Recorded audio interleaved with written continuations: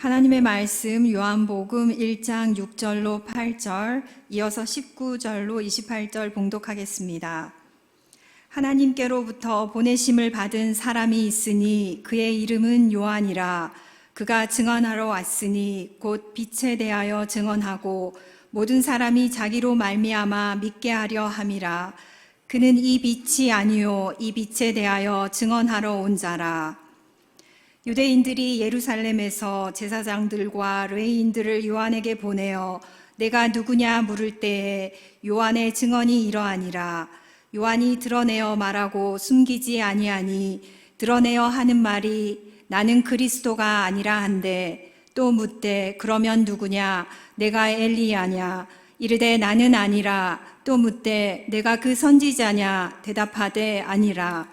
또 말하되 누구냐 우리를 보낸 이들에게 대답하게 하라. 너는 내게 대하여 무엇이라 하느냐.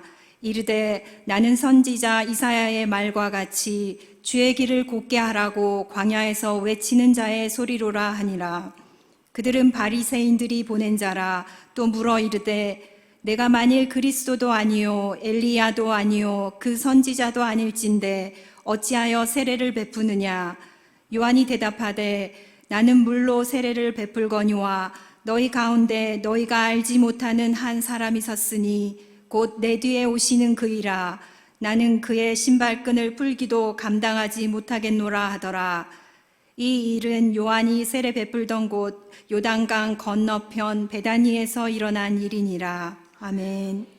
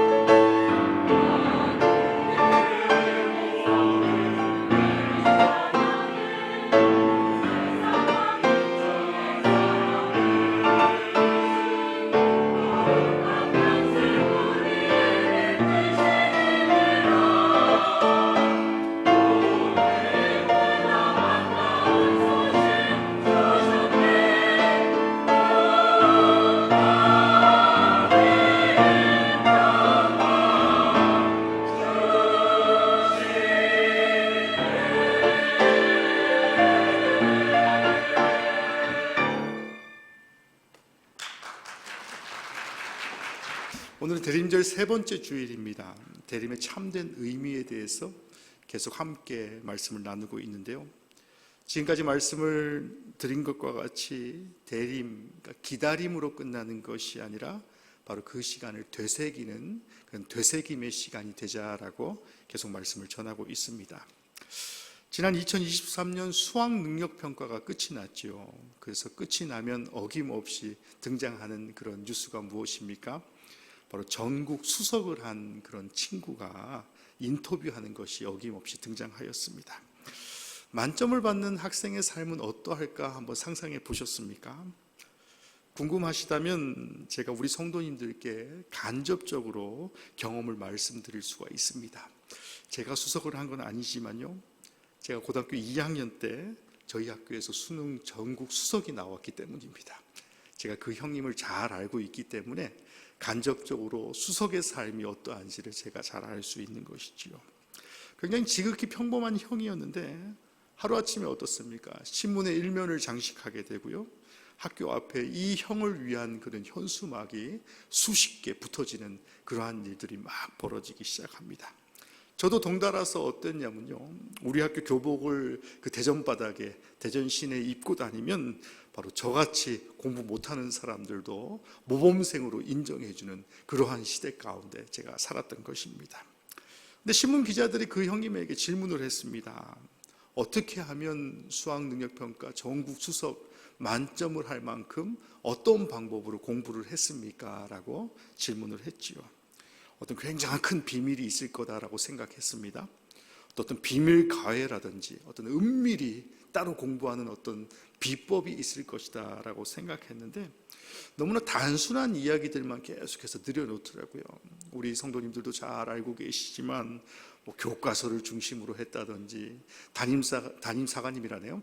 담임 선생님 말씀을 잘 들었다든지 그런 기초적이고 지극히 평범한 그런 공부법들을 이야기하는 것들을 보면서 굉장히 조금 맥이 빠지는 그러한 경험들을 했습니다. 이처럼 어떻습니까? 학문이든지요, 생업이든지 모든 일의 기초가 되는 일들은 참으로 중요한 것 같아요. 그렇다면 이 시간에 제가 여러분께 한번 질문 드리기를 원합니다. 여러분의 삶 가운데에, 여러분의 신앙생활 가운데에 가장 기초가 되는 것이 무엇이다 라고 생각하십니까? 우리의 신앙생활 가운데에 제가 앞서 말씀드렸던 그 형님과 같이요, 가장 교과서 중심이다 라고 말하는 그런 신앙의 원론에 대한 그런 확실한 믿음을 소유하고 계십니까? 혹여나 기초적이며 당연하다라고 생각했기 때문에 다 망각하면서 신앙생활을 하고 계시진 않으신지요? 그렇다면 그 원론이 무엇이겠습니까? 그 원론이 되는 가장 기초적이나 신앙생활에 있어서 가장 중요한 것이 무엇이냐라고 한다면 우리 주 예수께서 영원부터 계셨던 성자 하나님이시다라는 그 사실로부터 시작된다라고 말씀하고 있는 것입니다. 더 나아가서 어떻습니까? 하나님께서 만물의 보존자 통치자이시며 우리의 예배 참 대상이시며 하나님의 아들이시며 본체이심을 여러분이 믿으십니까? 또 성부, 성자, 성령의 성삼위일체가 본질상 동일하시고 권능과 영광으로도 동등하시고 동일하심을 여러분이 믿으십니까? 또한 믿음으로 끝나는 것이 아니라 이제는 어떻습니까? 창조주 하나님이 한낱 피조물에 불과한 인간에게 그 인간을 위해서 그 영광의 보좌를 버리시고 비천한 인간의 몸으로 성육신하셔서 이 땅에 오셨다라는 그 놀라운 구원의 계획에 대해서 여러분 믿으십니까? 이 원론, 가장 기초적인 그런 신앙의 가장 기초적인 학문을 믿는 자라야만 바로 이 대림의 기간에 회복의 은혜를 경험할 수 있다라는 것입니다. 이 대림의 기간 가운데에 다시 한번 우리의 신앙이 바로 기초로 돌아가서 이 땅에 사랑의 왕으로 오신 그 예수 그리스도를 진정으로 묵상할 줄 아는 그러한 성도들이 되시기를 간절히 부탁드립니다. 예수님은 우리를 사랑하셔서 우리를 위해서 모든 것을 허락하신 분이 우리 주님이십니다. 우리도 도움이 필요한 자들을 위해서 우리의 것을 포기하고 나눠줘야 하는 그러한 삶을 살아야 하는 이유도 바로 예수 그리스도의 형상을 닮은 그러한 성도의 삶을 사는 것이 성도의 궁극적인 목표이기 때문에 그러한 것이 자명한 것입니다. 그래서 예수님의 사랑을 경험한 우리를 통해서 때로는 세상의 삶에 차별과 소외와 고통 속에 거하는 모든 자들에게 그분의 사랑이 전해지는 이 대강의 기간이 되기를 간절히 소원합니다. 한 주간에 예수님이 나에게 베풀어 주신 그 사랑을 다시 한번 기억하시면서 때로는 이제는 어떻습니까? 기억하는 것으로 끝나는 것이 아니라 내 이웃을 위해서 또 그 이웃에게 사랑을 전할 줄 아는 우리 모두가 되기를 주님의 이름으로 간절히 축복합니다. 그런 의미에서 오늘 요한복음 말씀은 다른 공간복음의 말씀과는 조금 다른 그러한 모습들을 보여주고 있습니다. 말 그대로 어떻습니까? 공관복음이다라고 하죠. 마태, 마가, 누가복음의 그 3개 복음서가 바로 공통된 관심, 공통된 관점에 의해서 쓰여졌다라고 말하기 때문에 바로 공관복음이다라고 말합니다. 근데 그런 공통적인 관점이 아닌 다른 관점으로 바로 요한복음은 바로 예수 그리스도의 탄생과 예수 그리스도의 기원에 대해서 말씀하고 있습니다. 우리가 보편적으로 익히 알고 있는 예수 탄생의 이야기들을 구체적으로 묘사하고 있는 것이 바로 공관복음이지요. 아기 예수가 등장하고요, 구유와 동방 박사들도 등장합니다. 또 처음 맞이한 목자들, 목동들도 등장합니다.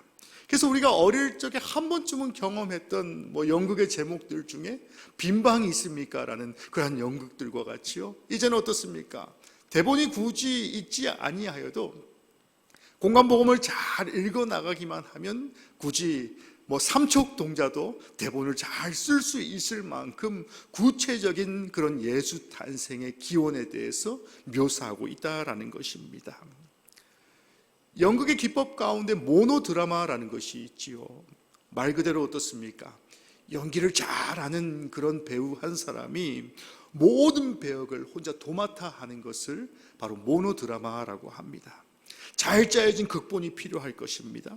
또 그 극본에 의해서 그 드라마의 주인공인 그 배우가 때로는 화자가 되기도 합니다. 또 때로는 어떻습니까? 제3자의 역할을 감당해서 도맡아 하면서 그 극 전체를 잘 끌고 가는 그런 극의 형태를 바로 모노드라마라고 말하고 있습니다. 제가 앞서 말씀드렸던 공간복음들이 어떤 일반 연극과 같은 그런 많은 배우들이 존재하는 그러한 복음서다라고 한다면, 오늘 본문의 요한복음은요, 다른 연극의 무대와는 조금 다르게 처음 등장하는 인물의 마리아도 등장치 않고 요셉도 등장치 않고 아기 예수도 아닌 제3자의 어떤 화자가 등장하는 그러한 모습을 보게 됩니다. 그것이 누구겠습니까? 오늘 제2 본문에 등장하는 세례 요한을 말씀하고 있지요. 요한이 홀로 무대에 나와서 예수님을 그리스도로 증언하는 독백으로 그 연극이, 그 모노드라마가 시작되고 있는 것입니다. 여러분도 잘 아시겠지만 그리스도라는 단어는 메시아, 즉 구원자라는 그 히브리어의 헬라어의 번역이다라고 말합니다. 그러니까 다시 말해서 그리스도, 메시아, 구원자라는 것은 어떻습니까? 똑같은 그러한 의미를 가지고 있다라는 것이지요. 그러니까 요한이 예수님을 구원자다라고 증언하는 장면, 바로 이것을 가지고 요한복음의 첫 번째를 시작하고 있는 그러한 모습을 보게 되는 것입니다. 그것이 누구입니까? 바로 오늘 성경에서 요한복음이 세례 요한을 통해서 예수 그리스도가 어떠한 분이신지에 대해서 계속해서 설명하고 있는 것입니다. 또 하나 오늘 성경에서 요한복음의 독특한 점이 또 하나 있는데요, 오늘 제2본문에 등장하는 세례 요한과 그 사역에 관한 내용들을 한번 보시면 좋겠습니다. 그런데 요한은 다른 복음서들처럼 세례 요한이라는 말을 잘 사용하지 않는 그러한 의미를, 그러한 모습들을 보게 됩니다. 다시 말해서 세례 요한이라는 그 호칭의 의미가 무엇이겠습니까? 다른 복음서에서 요한의 주된 임무인 예수 그리스도에게 세례를 베풀었다라는 어떤 일시적인, 어떤 상징적인 것들, 세례를 주고 회개를 요청하는 어떤 준비하는 이례적인 사건을 중심에 둔 것이 아니라, 요한복음에 등장하는 요한의 주된 역할은 바로 이래에 그치지 않는 그런 세례 요한의 다른 모습들을 계속해서 부각하고 있다라는 것입니다. 요한이 오늘 성경 이야기에 등장하는 목적은 빛을 증언하는 자로 나타났다라고 말씀하지요. 그래서 요한복음의 기자는 그가 증언하는 자이다라고 말씀하고 있습니다. 세례 요한은 세상의 빛을 증언하기 위해서 하나님의 보내심을 받은 자다라고 말씀합니다. 그는 세상에 빛이 왔음에도 불구하고 빛을 알지 못하는 자에게 빛의 존재에 대해서 계속해서 증언하는 그러한 삶을 살았던 것입니다. 이 빛이 누구입니까? 바로 하나님의 아들 예수 그리스도이십니다. 요한의 역할이 증인이라고 했는데, 그렇다면 증인이라는 삶, 증인의 삶이 어떠한 삶입니까? 자기가 듣고 자기가 보고 들은 것들을, 또 자기가 경험한 그 일을 경험하지 못한 다른 사람들에게 전하는 역할이 바로 그 증인의 삶이다라는 것입니다. 요한은 자신이 태초부터 하나님과 함께 계신 분, 하나님의 아들이시며 구원자이신 그 예수 그리스도께서 이 땅에 오셨다라는 것을 깨닫지 못하는 그런 어둠 가운데 있는 자들에게 바로 빛의 역할을 감당하는 예수 그리스도의 모습을 증언하는 그러한 역할을 감당하기 위함이었다라고 말씀하고 있는 것입니다. 그러나 그도 세례를 받으러 오는 예수님을 만나기 전까지 그가 증언하는 그분이 정확하게 누구인지를 몰랐던 것 같아요. 바로 예수님을 만나기 전에 모호했던 그 예수님을 만나고 나서 확실한 증언자의 삶을 시작한 것입니다. 그분이 바로 그리스도, 구원자 예수 그리스도이시다라는 것입니다. 사랑하는 성도 여러분, 대림절 세 번째 주일 가운데에 우리가 오늘 성경을 통해서 먼저 우리의 인생의 목적이 무엇인지에 대해서 다시 한번 생각해보는 그러한 시간이 되길 간절히 원합니다. 오늘 성경의 요한의 그 인생의 목적이 무엇이었습니까? 바로 요한의 삶의 목적은 예수 그리스도를 증언하는 자의 삶이었다라고 말씀하고 있지요. 요한은 예수님의 증언이었습니다. 증인이었습니다. 예수님이 하나님의 아들임을, 또 예수님이 세상에 생명을 주는 빛임을, 예수님이 구원자 그리스도이심을 증언하는 그러한 삶을 살았던 것입니다. 이렇게 예수님을 만난 자는 다 증인이 되었고, 예수님은 하나님의 아들이시고 생명의 구세주이심을 증언하는 삶을 살게 되었다라는 것입니다. 우리의 삶 가운데도 마찬가지입니다.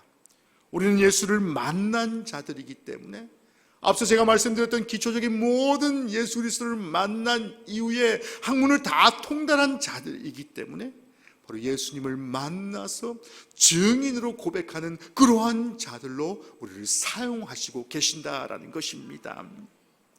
그것은 예수를 만나서 구원자 그리스도로 고백하는 우리의 삶도 바로 증인의 삶으로 살아가야 한다라고 말씀하고 있는 것입니다. 그렇다면 우리의 삶을 어떠한 삶으로 우리의 인생을 결정해야 하겠습니까? 우리가 어떻게 해야 증인의 삶을 살아갈 수 있겠습니까? 그냥 만나는 사람마다 막연하게 예수님을 전하는 것으로, 그것으로 증인의 삶을 다 했다라고 생각하십니까? 증인의 삶이 그럼 도대체 무엇이기에 바로 세례 요한이 이토록 증인의 삶을 살라라고 강조하고 있단 말입니까? 오늘 성경을 통해 보면 우리는 첫 번째로 다른 사람들로부터 질문을 불러일으키는 그러한 삶을 살라라고 말씀합니다. 바로 그것이 바로 증인의 삶이다라고 말씀하고 있지요.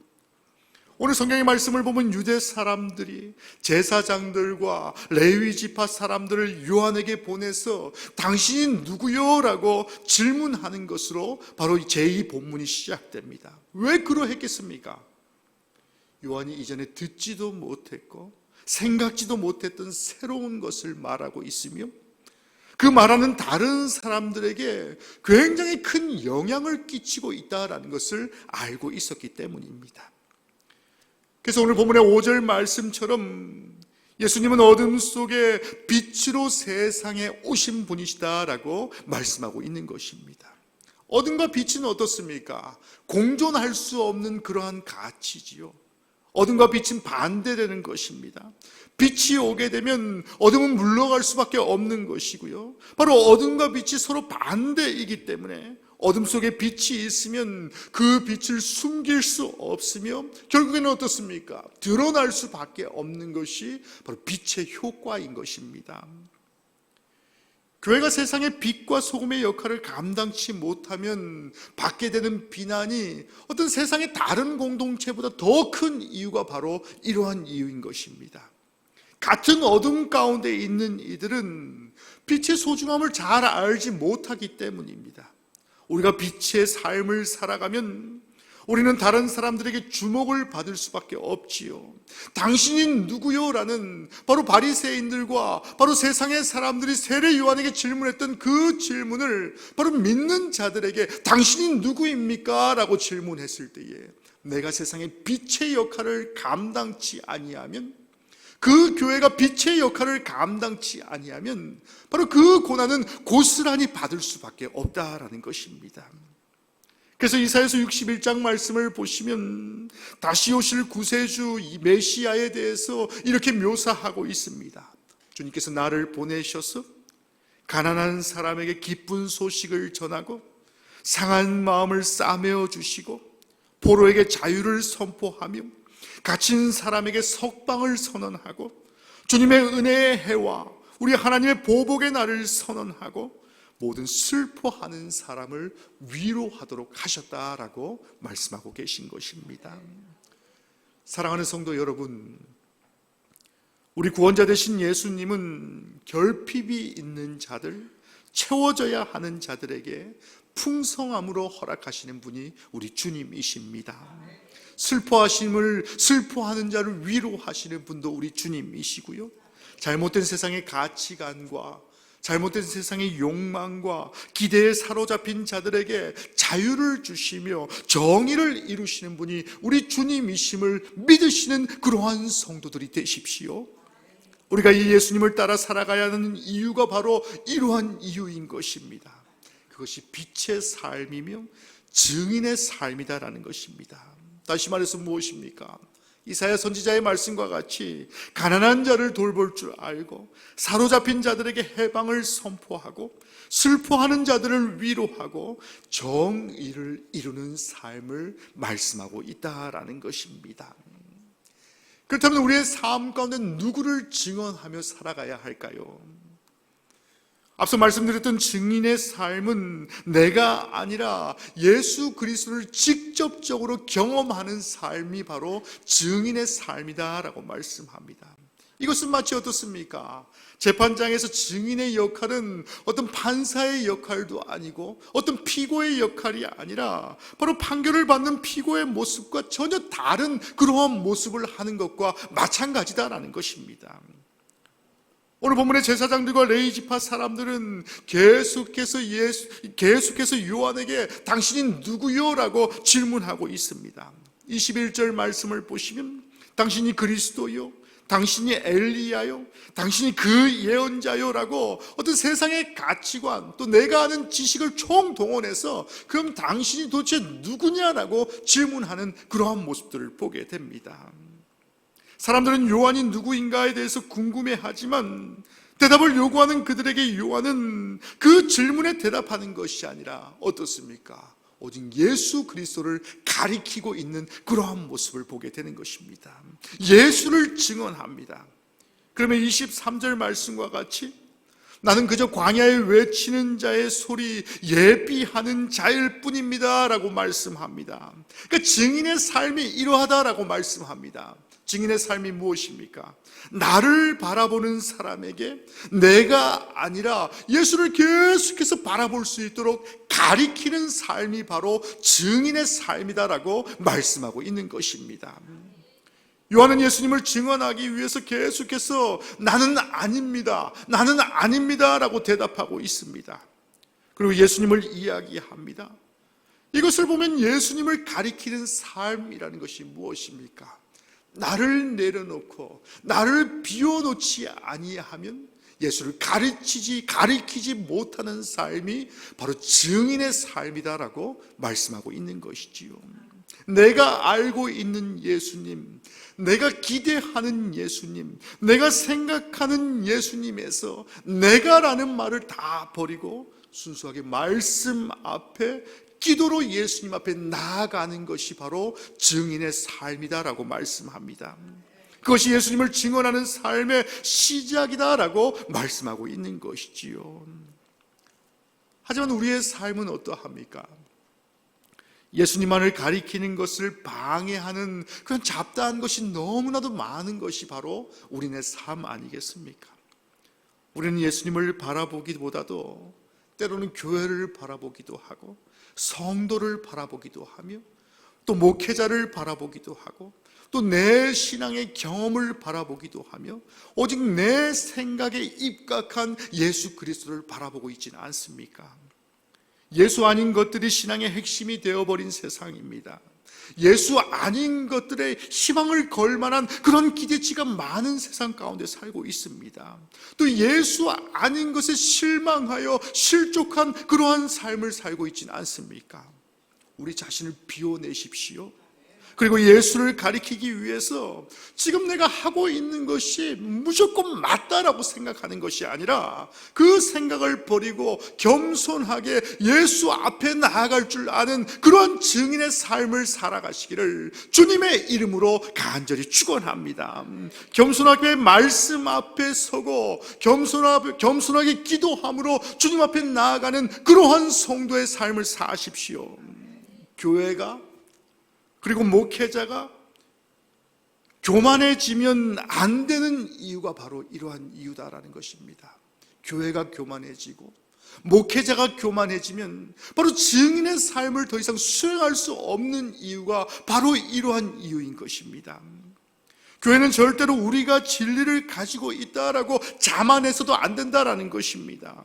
교회는 진리 대신 예수님과 함께하는 자들이지만 교회가 곧 진리가 아니 될 수 있다라는 사실을 기억하지 아니하면 어떻습니까? 가리키는 손에 집중하게 되거나 그 예수를 가리키는 다른 것에 집중하게 될 수도 있다라고 말씀하고 있는 것입니다. 그래서 우리가 예수님을 담아내기 위해서 때로는 너무나 부족한 존재입니다. 또 쉽게 실패하고 넘어지는 그러한 존재일 수밖에 없습니다라고 계속해서 고백해야 하는 이유도 바로 이러한 이유다라는 것입니다. 오직 어떻습니까? 우리 교회가 아니라 예수가, 내가 아니라 예수가 드러날 수 있도록 간구하는 삶을 살아갈 때에 바로 그 교회를 통해서 예수님 높임 받으시고 예수의 증인의 삶으로 살아갈 수 있다라고 말씀하고 있다라는 것입니다. 사랑하는 성도 여러분, 이 2023년의 대림의 기간 가운데에 나 자신의 삶을 돌아보며 더욱더 하나님 앞에 겸손함으로 나아가시는 그러한 성도들이 되시길 간절히 원합니다. 하나님 높임 받으시기 위해서 내가 더 낮아지십시오. 하나님 높임 받기 위해서 우리 교회가 더욱더 낮아지면 하나님이 이 교회를 세워주실 것이고 하나님이 우리 사랑하는 성도들을 세워주실 것이다 라는 사실을 더욱더 믿고 의지하시는 그러한 성도들이 되시기를 주님의 이름으로 간절히 축원합니다. 마지막으로 오늘 본문의 말씀은 나를 내려놓는 증인의 삶을 사십시오라고 본문은 마무리하고 있습니다. 증인의 삶이라는 것은 우리가 그리스도가 아닙니다라는 것을 고백함으로 시작된다라고 말씀하고 있는 것입니다. 우리는 예수님은 아니지요. 우리는 절대 구원자가 될 수 없습니다. 우리는 스스로에게 그리고 세상의 풍요와 자유와 위로와 회방을 줄 수 없는 그런 미천한 존재일 수밖에 없다라는 것입니다. 근데 세상은 우리가 우리의 구원자다라고 우리를 계속해서 속이고 있다라는 것입니다. 우리의 능력으로, 인간의 능력으로 모든 것을 할 수 있다라고 속이는 그러한 시대 가운데 살고 있다라는 것입니다. 하지만 인간은 절대 구원자가 될 수 없다라는 것입니다. 더욱이 인간은 절대로 스스로를 구원할 수 없는 그런 피조물일 수밖에 없다라는 것입니다. 다시 오늘 본문의 말씀을 보시면 세례 요한은 자신이 아무리 대단한 무언가를 가지고 있다 할지라도 절대 그리스도가 아님을, 자신은 오직 그리스도를 증거하는 자임을 계속해서 알고 그 말씀만을 가지고 살았다라고 말씀하고 있습니다. 그래서 그는 교만하지 않았습니다. 예수님을 질투하지도 않았고요, 자신의 제자들이 이제는 예수님을 따라가겠다라고 말할 때에도, 가버렸을 때에도 결국 실망하지 않았습니다. 구원은 오직 예수님께 있다라는 사실을 그는 기억하고 있었고, 모든 영광은 예수님이 받으셔야 마땅하다라는 사실을 그는 이미 알고 있었기 때문이다라는 것입니다. 사랑하는 성도 여러분, 우리의 삶을 한번 대입해 보시길 간절히 원합니다. 더 나아가서 나의 삶, 나의 기초적인 신앙의 학문의 기초는 어떠한 신앙의 학문의 기초를 갖고 계십니까? 구원받은 우리의 삶의 목적이 예수 그리스도를 증언하는 삶이다라는 사실을 다시금 기억할 수 있는 그러한 시간이 되시길 간절히 원합니다. 세상 속에 살아간다라고 한다 할지라도 세상과 구분되는 삶을 살아가는 이유가 바로 이것입니다. 세상의 가치관을 거부하며 사는 인생을 살아가야 하는 이유도 바로 이러한 이유인 것입니다. 그리고 무엇입니까?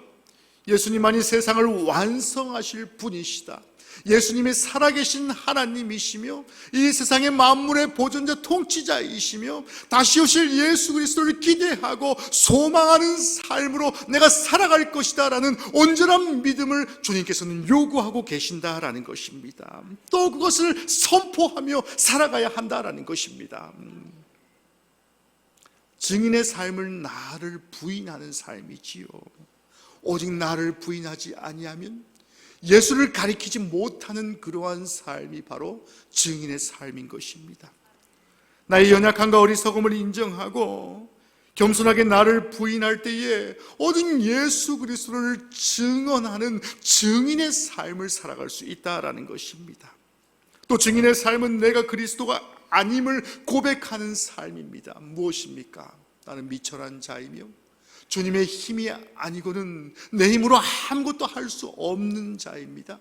주님의 힘이 아니면 이 교회는 아무것도 아닌 그러한 공동체입니다라고 고백할 줄 아는 그러한 삶의 목적을 갖는 그러한 성도들이 되십시오.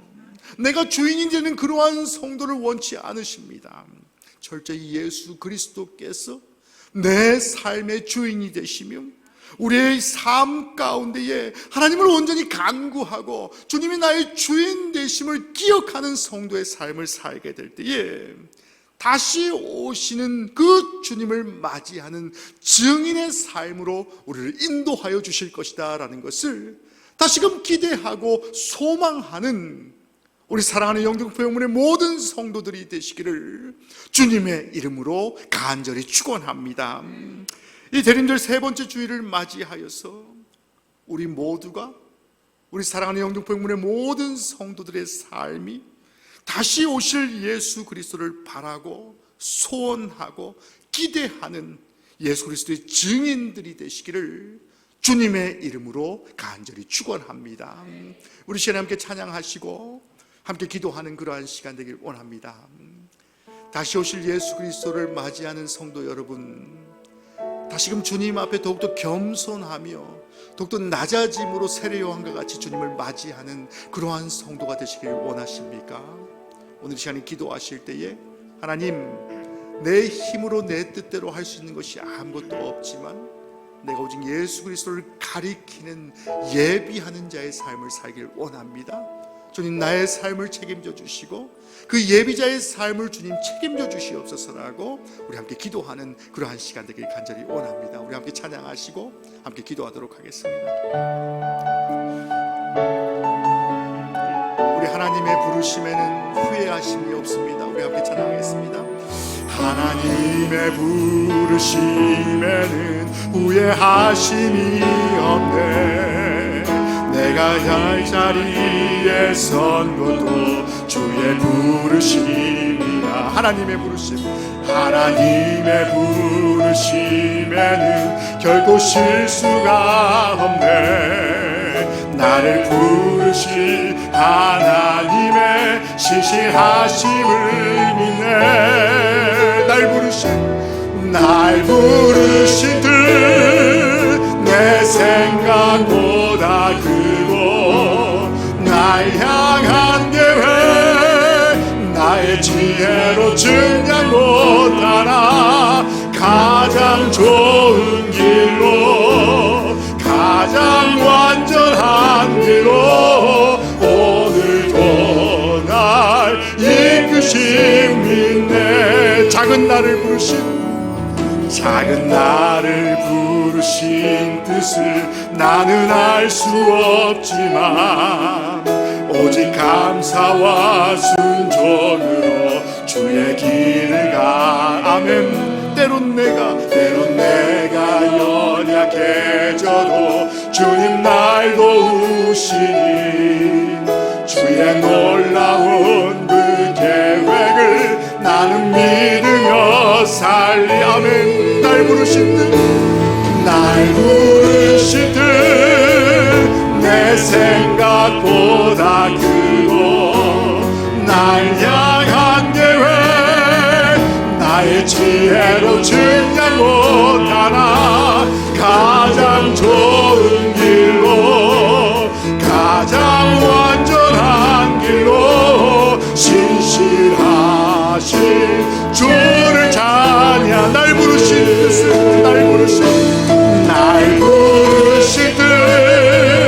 내 생각보다 크고 날 향한 계획 나의 지혜로 증량 못하나 가장 좋은 길로 가장 완전한 길로 신실하신 주를 찬양해. 우리 시간에 기도하실 때에 하나님, 내가 주의 길을 예비하는 자의 삶을 살기를 원합니다. 내가 더욱더 겸손케 하시며 내가 가리워지면 예수 그리스도께서 높아지시며 이 교회가 가리워지면 하나님 높임 받으심을 다시 한번 기억하게 하셔서 하나님 나의 가는 길 나의 인생 하나님이 책임져 주시고 인도하여 주시옵소서라고 우리 한 목소리로 함께 기도하는 그러한 시간 갖도록 하겠습니다. 우리 한 목소리로 함께 기도합니다. 오 주님, 우리와 함께 하시고 인도하여 주셔서 날 부르신 계획이 무엇인지를 깨닫게 하시며 하나님 어떠한 상황 가운데서도 하나님 그 부르심 가운데 응답하며 하나님 그 부르심에 응답하는 삶을 살아갈 수 있도록 주님 나의 삶을 인도하시고 함께하여 주시옵소서. 나의 삶 가운데 함께하신 하나님 아버지, 교회 가운데 함께하실 하나님 아버지, 교회가 더욱더 낮아지게 하시며 아버지 성도가 더욱더 낮아지게 하시며 아버지 목회자가 더욱더 낮아지게 하시며 오직 하나님 높임 받으시는 그러한 삶을 살아갈 수 있도록 저들의 삶 가운데 주님 함께 하시고 인도하여 주시옵소서. 오직 하나님 영광 받으시는 교회 되길 간절히 원합니다. 이 대림의 기간 가운데에 주님 어서 오시옵소서. 주님 우리와 함께 하여 주시옵소서. 주님 성령 충만함으로 기다리오니 성도 한 사람 한 사람을 만나 주시옵시고 성도의 삶 가운데 함께 하시며 인도하여 주시옵소서. 오직 성령의 충만함을 다시 한번 기억하는 그러한 삶을 살아갈 수 있도록 아버지 인도하시고 함께하여 주시옵소서. 사랑과 은혜가 충만하신 하나님, 세례 요한의 삶과 같이 주님 오심을 예비하는 자의 삶을 살아가야 함에도 불구하고 내가 세상의 어둠과 같이 높아지기를 원하며 교만한 삶을 살진 않았습니까? 하나님, 이 교회가 오직 하나님 높임 받는 그러한 교회가 되길 간절히 원합니다. 하나님, 이 교회가 오직 하나님 영광 위에 쓰임 받는 그러한 지체들의 공동체가 되게 하여 주셔서 어떠한 상황 가운데에서도 하나님을 높이고 하나님을 찬양하며 하나님 영광 받으시는 그러한 공동체 될 수 있도록 성도의 삶 가운데 주님 함께 하시고 인도하여 주시옵소서. 이 모든 말씀 우리를 사랑하시는 예수 그리스도 이름으로 간절히 기도하였습니다.